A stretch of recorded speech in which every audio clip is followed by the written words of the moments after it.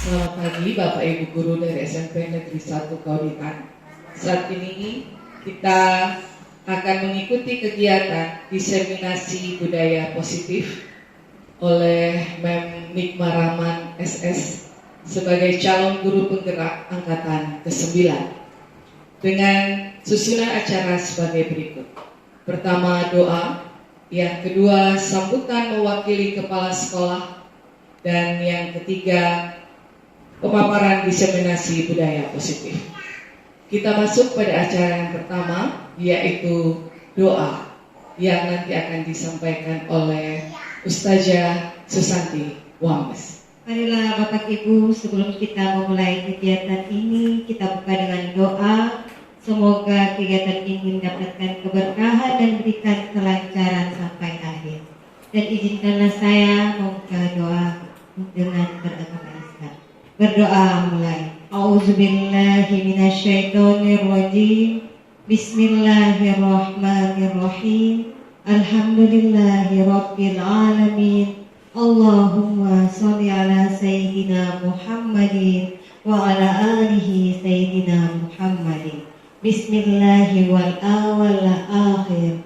Rabbana atina fid dunya hasanah wa fil akhirati hasanah wa qina adzabannar. Dan saat ini kita akan masuk pada acara selanjutnya, yaitu sambutan mewakili kepala sekolah yang akan disampaikan oleh Wakil Kepala Sekolah SMP Negeri 1 Kauditan, Bapak Ferdi Mokoago SPD.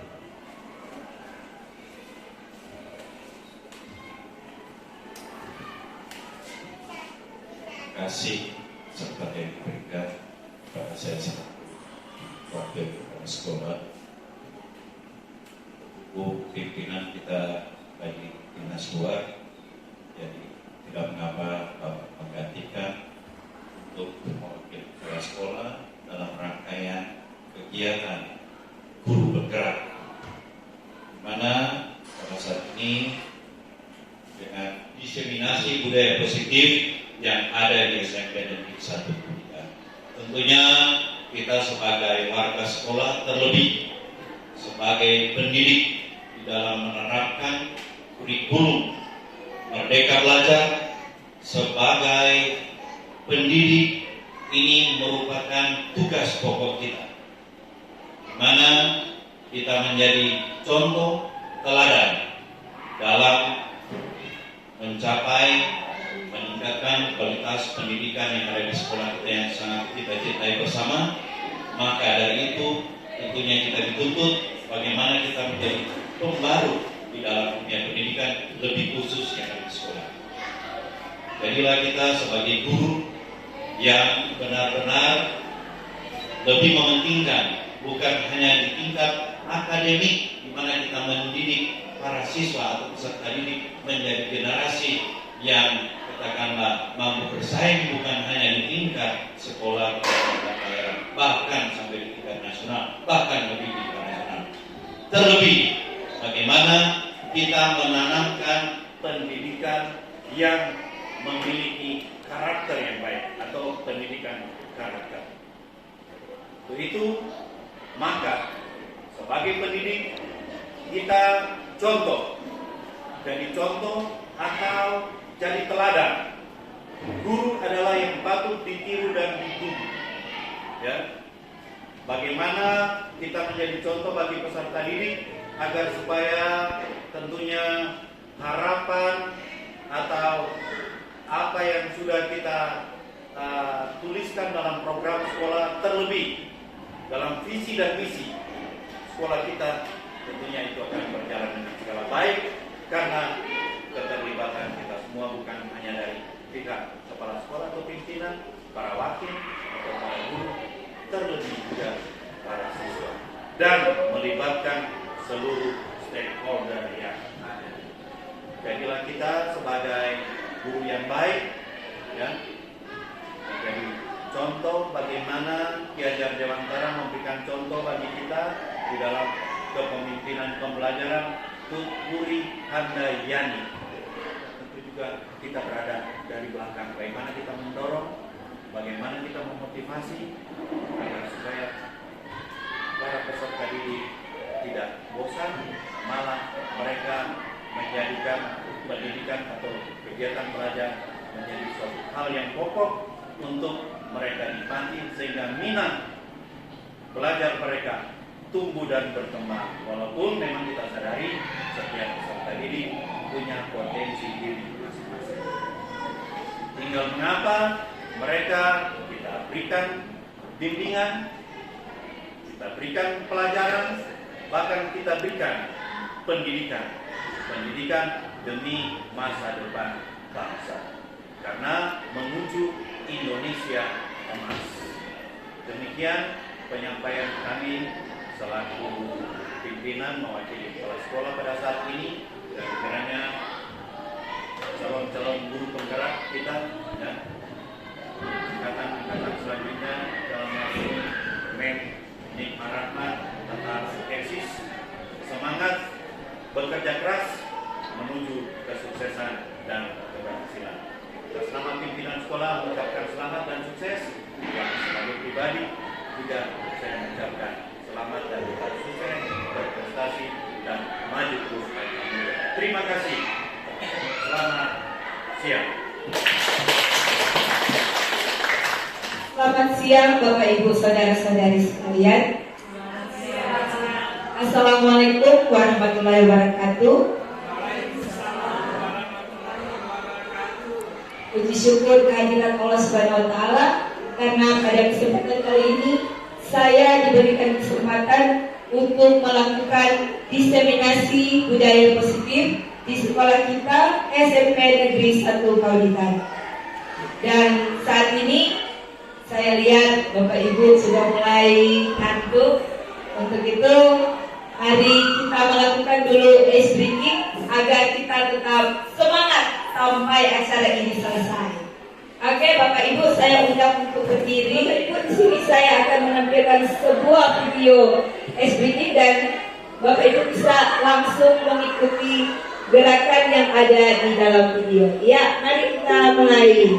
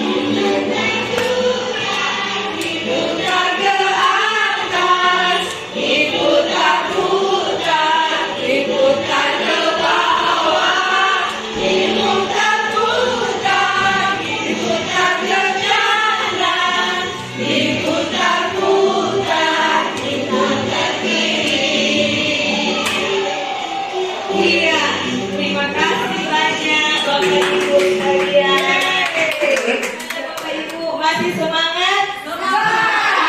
Iya, masih semangat. Kalau begitu kita lanjut. Saat ini saya akan memaparkan diseminasi budaya positif di sekolah kita, yaitu SMP Negeri 1 Kaulita. Pada saat ini saya akan memaparkan terlebih dahulu konsep inti budaya positif. Tapi sebelum saya masuk kepada konsep intinya, saya mau bertanya kepada Bapak Ibu sekalian, saat mendengar kata budaya positif, kira-kira apa yang terlintas pada pikiran Bapak dan Ibu guru? Boleh silakan memberikan pendapat. Iya, tradisi, kebiasaan, atau apa lagi? Adab, apalagi kira-kira yang terlintas pada pikiran Bapak Ibu saat mendengarkan kata budaya positif di sekolah. Iya, moral, apalagi kira-kira perilaku. Jadi itu adalah beberapa contoh yang berkaitan dengan konsep inti budaya positif. Nah, di sini apa saja yang termasuk dalam konsep inti budaya positif tersebut? Dari poin yang paling ujung, perubahan paradigma belajar, kemudian ada disiplin positif dan nilai kebajikan, kemudian ada motivasi perilaku manusia, kemudian kebutuhan dasar manusia, kemudian posisi kontrol restitusi, kemudian ada keyakinan kelas, dan yang terakhir ada segitiga restitusi.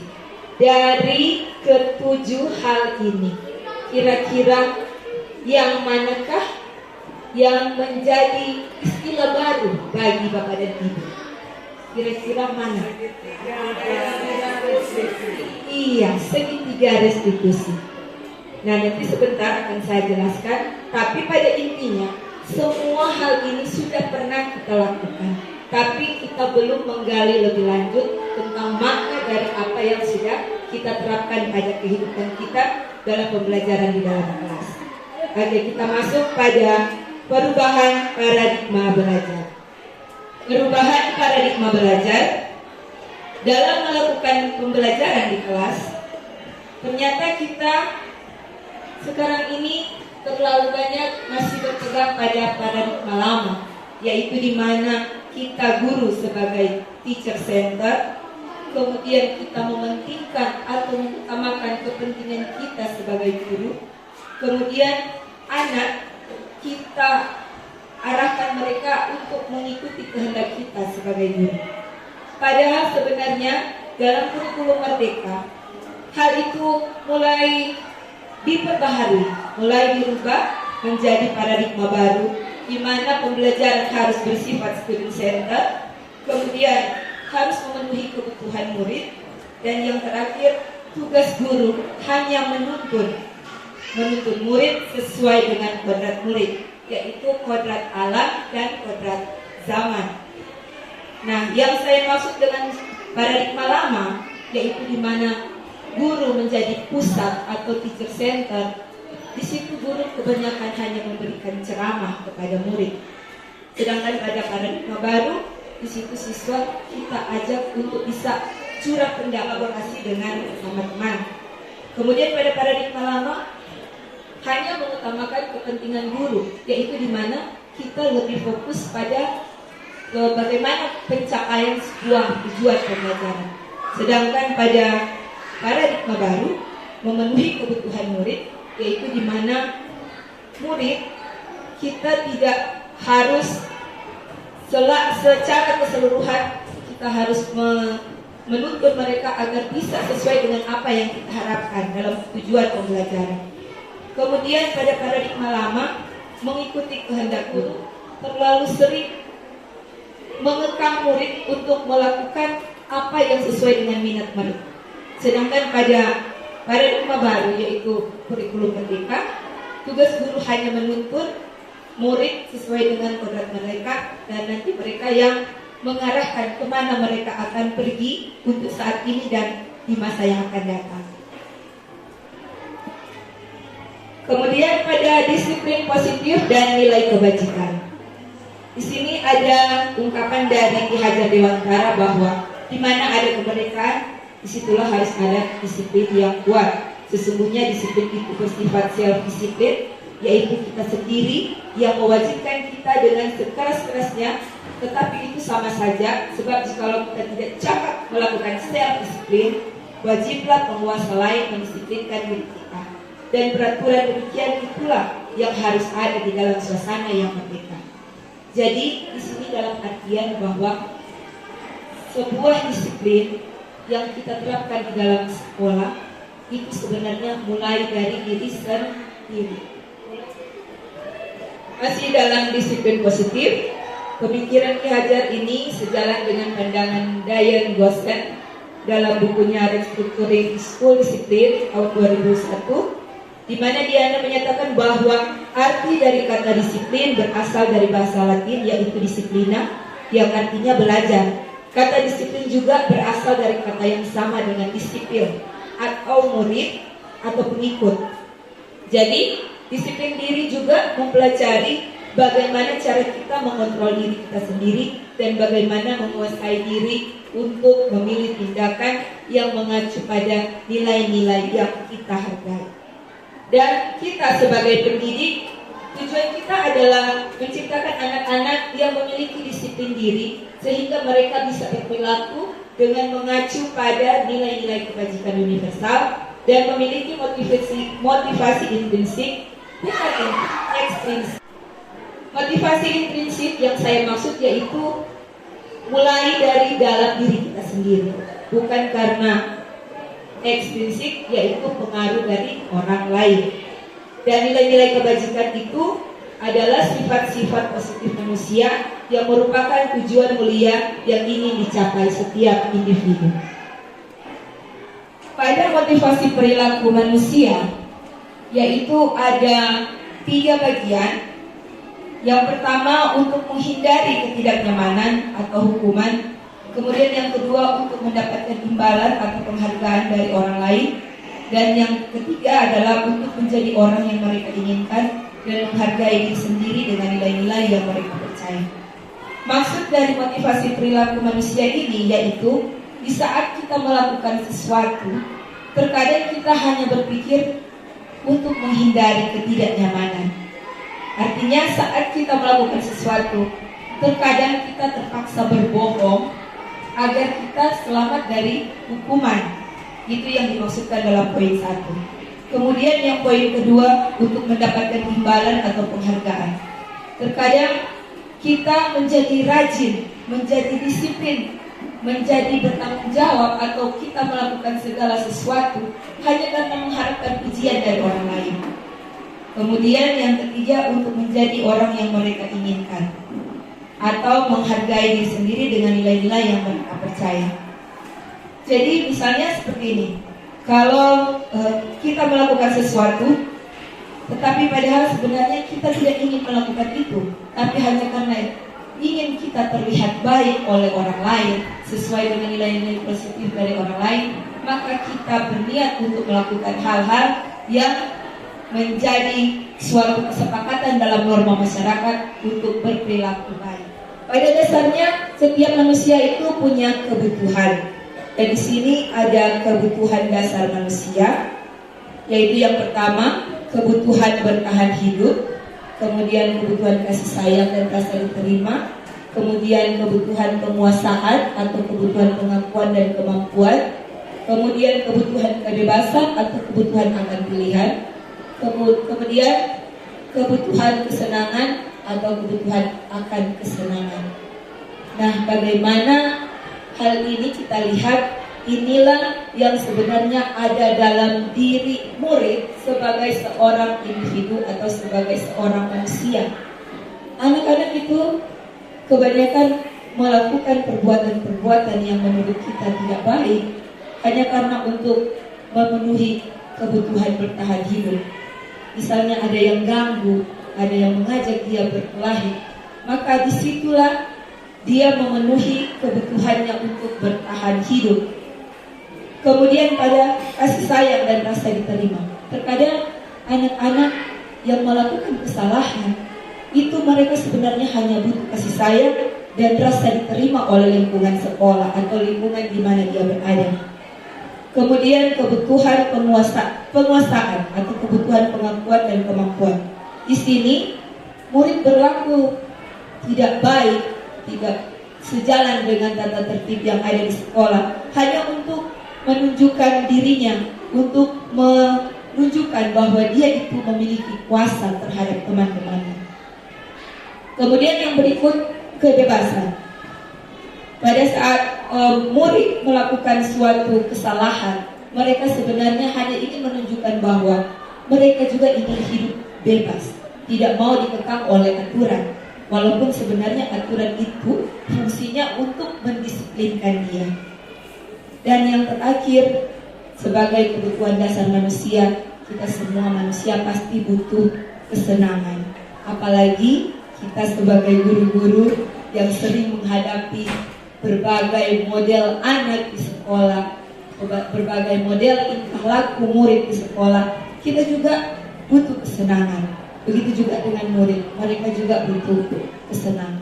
Nah, seperti yang saya katakan tadi, bahwa terkadang anak melakukan kesalahan, melakukan pelanggaran dalam kehidupannya sehari-hari, dan tinggal bagaimana kita sebagai guru menghadapi anak itu. Nah, di sini ada posisi guru dalam menghadapi atau mengatasi masalah yang terjadi pada anak-anak, yaitu dinamakan posisi kontrol restitusi. Posisi kontrol restitusi itu adalah posisi seorang guru dalam menghadapi anak, yaitu bisa kita bertindak sebagai penghukum, bertindak sebagai pembuat merasa bersalah, bisa juga kita bertindak sebagai teman, bisa juga sebagai pemantau, atau bisa juga sebagai seorang manajer. Nah, dalam paradigma lama, kebanyakan kita masih bertindak sebagai seorang penghukum. Bukankah demikian Bapak dan Ibu Guru? Kita terkadang masih bertindak sebagai seorang penghukum. Kemudian terkadang kita juga masih bertindak sebagai seorang yang membuat merasa bersalah. Bagaimana kita bisa bertindak seperti itu? Kalau misalnya kita mengucapkan kalimat tolong kerjakan tugas, Ibu hanya menggantikan guru mata pelajaran lain. Kalau kalian tidak mengerjakan, nanti Ibu disalahkan kepala sekolah. Nah, ini berarti kita sudah membuat anak merasa bersalah. Nah, disinilah kita posisi kita berada pada pembuat merasa bersalah.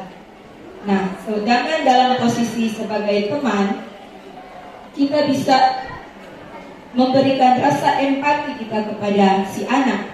Kita bisa mengajaknya bicara secara empat mata, dan kita menyatakan apa kesulitannya, apa masalah yang sebenarnya dia hadapi. Jadi kita bertindak seolah-olah kita adalah temannya, agar dia mau mengungkapkan apa yang dia rasakan. Nah, kemudian sebagai pemantau, kita bertindak sebagai pemantau di sini, yaitu terkadang kita hanya memberikan tugas. Kita memberikan tugas tanpa kita mengawasi. Kita hanya berikan tugas, Bapak atau Ibu tunggu tugas ini selesai dalam 5 menit. Kita di sini hanya bersifat sebagai pemantau dan hanya memberikan teguran apabila anak-anak sudah ribut. Kita hanya bilang, anak-anak ayo diam, ada Ibu di sini. Nah, seperti itulah tindakan kita sebagai pemantau. Nah, dan yang posisi terakhir pada posisi kontrol restitusi, yaitu sebagai manajer. Nah, disinilah sebenarnya posisi kita yang sebaik-baiknya posisi, karena kita sebagai manajer tentu sifatnya berada satu level di atas mereka. Kita berhak untuk mengetahui, di dalam posisi manajer kita bisa bertindak segalanya, tapi bukan sebagai pembukti. Dan saat menerapkan keyakinan di kelas, terkadang kita menghadapi masalah. Walaupun itu sebenarnya keyakinan kelas diciptakan oleh anak-anak itu sendiri, tapi terkadang ada masalah. Satu waktu keyakinan kelas itu akan dilanggar. Dan inilah fungsi dari segitiga restitusi, yaitu di mana guru menerapkan hal ini untuk mengatasi masalah anak-anak. Yaitu yang pertama, saat anak bermasalah, yang pertama kita lakukan adalah melakukan validasi tindakan yang salah. Jadi anak itu kita panggil, kita ajak diskusi, kemudian kita lakukan validasi tindakan yang salah. Di sini kalimat yang bisa kita gunakan yaitu, kamu tentu punya masalah atau alasan mengapa kamu melakukan itu. Kita gali terlebih dahulu apa alasannya hingga melakukan perbuatan tersebut. Kemudian di sini, adakah cara yang lebih efektif untuk mendapatkan apa yang kamu butuhkan? Jadi di sini kita melakukan diskusi dengan si anak yang melakukan kesalahan. Kemudian kita melakukan menstabilkan identitas. Di saat ini, di saat melakukan menstabilkan identitas, kita tidak perlu menjudge si murid. Kita bisa mengatakan bahwa setiap orang pasti pernah melakukan salah. Demikian bisa kita katakan, setiap orang pasti pernah melakukan hal yang salah. Atau kamu bukan satu-satunya orang yang pernah melakukan hal tersebut. Kemudian pada yang terakhir, kita bisa menanyakan keyakinan. Nah, pada bagian terakhir saat kita menyelesaikan sebuah masalah, kita tanyakan kepada anak itu, keyakinan apa atau keyakinan kelas apa yang telah kita sepakati. Kemudian, kamu ingin menjadi orang yang seperti apa? Nah, kita arahkan anak itu untuk mengingat kembali keyakinan kelas yang telah mereka lakukan atau mereka putuskan di dalam kelas sebagai dasar untuk melakukan tindakan baik dalam menaati peraturan atau tata tertib. Di sini saya akan memutarkan video contoh bagaimana penerapan segitiga restitusi terhadap anak yang bermasalah.